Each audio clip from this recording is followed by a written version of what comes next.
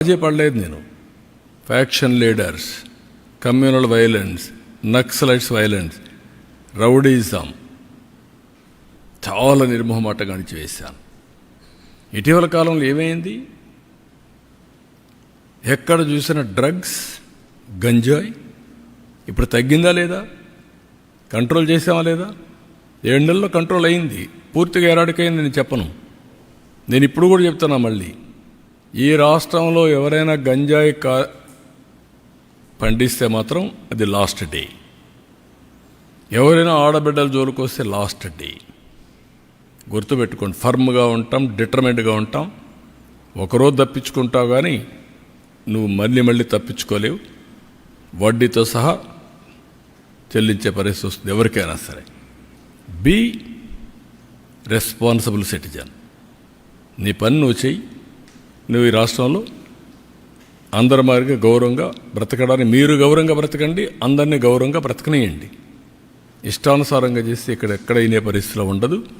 అట్లని చెప్పి రాజకీయ ముసుగులో నేరస్తులు చేరి ఇష్టానుసారంగా చేస్తే కూడా డెఫినెట్గా కట్టడి చేస్తాం.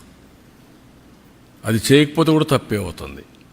మేము చేస్తాం, మీరు ఏమన్నా చేయండి. ఇష్టానుసారంగా మాట్లాడడం, నోరు బారేసుకోవడం ఓకే, మీరు నోరు బారేసుకుని నేను పారేసుకో, అది ఎప్పుడు నా జీవితంలో లేదు. బట్ యాక్షన్ మాత్రం డిటర్మెంట్గా ఉంటుంది, ఫర్మ్గా ఉంటుంది. నేనేమంటానంటే అప్పుడు అందుకే 95 సీఎం అన్నాను. నరేంద్ర మోడీ గారి పైన ఎంత ప్రచారాలు చేస్తున్నారు, ఏమైంది? ప్రజల అప్రమత్తంగా ఉండాలి. That is important.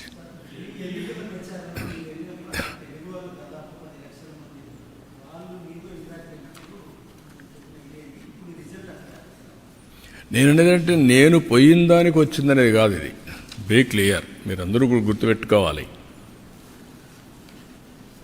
ప్రధానమంత్రి నరేంద్ర మోడీ గారి పైన నమ్మకం ఇది.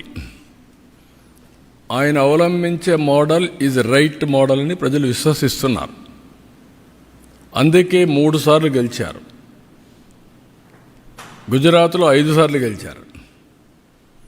ఆ నమ్మకం అనేది అక్కడ ప్రజల్లో చైతన్యవంతమైన ప్రజానీకం. ఇప్పుడు మీరు అడుగుతున్నారు, అక్కడ మళ్ళీ వేరే వాళ్ళు గెలుస్తారని నమ్మరు. ఆయనకి ఇప్పుడే డౌట్, మళ్ళీ 2.0 వస్తానన్నాడు.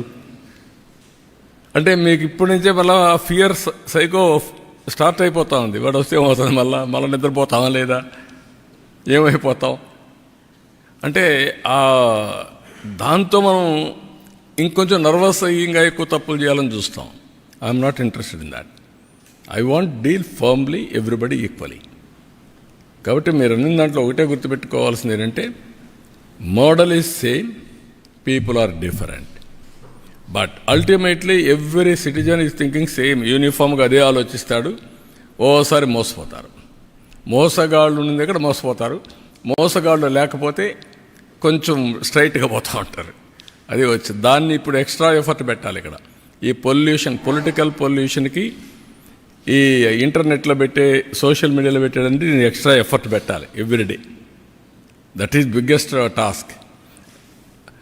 నేను అందరికంటే బాగా పనిచేసి సంపద సృష్టిస్తానని చెప్తున్నాను. నీ సంపద ఎవరికి కావాలి? నువ్వు కక్ష తీర్చుకో, లేకపోతే నన్ను తిట్టు అంటే నేను ఎక్కడ తిట్టగలుగుతానవన్నీ? రాజకీయాల్లోకి వచ్చింది పబ్లిక్ని తిట్టడానికో లేకుంటే ఇది చేయడానికి కాదు కదా. దుర్మార్గుల్ని హ్యాండిల్ చేయాలి. No question of compromise. అవినీతి పరులు గుండెల్లో నిద్రపోవాలి. No question. At the same time political victimisation ఏం రాలా. నా life is not meant for that. కానీ అండర్ ఎస్టిమేట్ చేసి నాతో ఆడుకోవచ్చు అనుకుంటే మాత్రం నేను కూడా ఒక్కొక్కసారి మోసపోతాను, కానీ ఎప్పుడు మోసపోను. అప్రమత్తంగా ఉంటే ఎవడు ఎక్కడే పెట్టాలో అందరిని అక్కడే పెడతాం. ఓకే.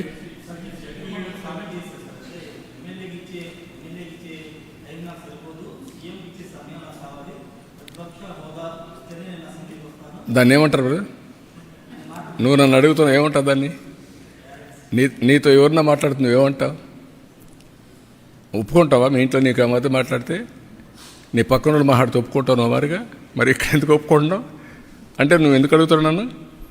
దట్ ఈజ్ వేర్, అదే ప్రాబ్లం.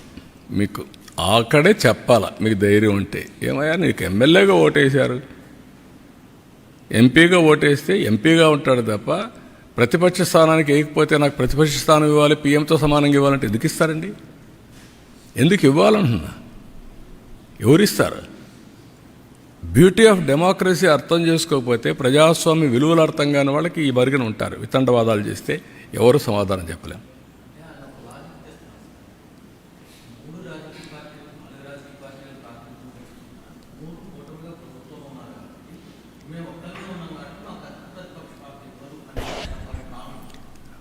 నీ భావన ఆయన భావన కాదు కావాల్సింది, ప్రజల భావన, ప్రజాస్వామ్య విలువలు, ప్రజల భావన.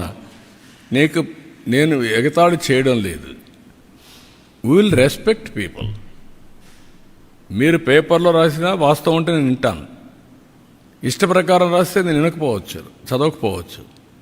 అదే సమయంలో నేను నీ మీద బురద జల్లేస్తాను, గుడ్డగాల్చి ముఖానేస్తా, కడుక్కొని వెవ్విరిడంటే కుదరదు. I have to say very emphatically, damage చేస్తాను, ఇదే మరి చేస్తాను అంటే కుదరదు. That is where I'm saying. మీ డెమోక్రసీలో ఎందుకండి నేను ముఖ్యమంత్రి స్థానంలో కూర్చుంటాను, నాకు ఓట్లు వేసారంటే ఎట్ అవుతుందండి? Be clear. ఒక ప్రైమ్ మినిస్టర్ని, ఒక ప్రెసిడెంట్ని, లేకుంటే ఒక చీఫ్ మినిస్టర్ని ఎన్నుకునేది ఆ రాజకీయ పార్టీకి ఓట్లు వేసినప్పుడు వస్తారు. 1/10 ఓట్లుంటే ప్రతిపక్ష స్థానం ఇస్తారు. మెంబర్స్ని పెట్టుకొని ప్రపోర్షనేట్గా టైం ఇస్తారు. అది ఇప్పుడు ఎస్టాబ్లిష్ చేయలే. మనతోనే రాజకీయాలు రాలా, మనతోనే కొత్త ఇది రాలా, ఎప్పటి నుంచో ఉండే సాంప్రదాయాలు ఇవన్నీ. ఢిల్లీ పార్లమెంట్లో సేమ్ థింగ్ ఫాలో అవుతున్నారు, మన అసెంబ్లీలో సేమ్ థింగ్ ఫాలో అవుతున్నాం. కడాన మీరు పేపర్లు, ఇప్పుడు అన్ని పేపర్లు వస్తారు అక్కడికి, టీవీలు. 5 సంవత్సరాలు కొన్ని పేపర్లు రానిచ్చారా? టీవీలు రానిచ్చారా? మీరు విలువల గురించి మాట్లాడడం ఏంటి? We will maintain that values, but exploitation అంటే మాత్రం కుదరదు. నేను I'm very firm on that. I'm very clear. మీకు అందరూ కూడా గుర్తుపెట్టుకోవాల్సింది, మనమందరం విలువలు పాటిస్తూ వేరే వాళ్ళకు విలువలు చెప్తే ప్రజలు అప్రిషియేట్ చేస్తారు. మనకు విలువలు లేకుండా వేరే వాళ్ళకి విలువలు చెప్తున్న విలువల కోసం డిమాండ్ చేయడం కూడా తప్పే. అదే జరుగుతుంది ఇప్పుడు ఈ రాష్ట్రాల్లో. నేను అందుకే ఆ మాట చెప్పాక వాళ్ళు పడుతున్నారు కాబట్టి నాకు ఎందుకని నేను చెప్పాలి.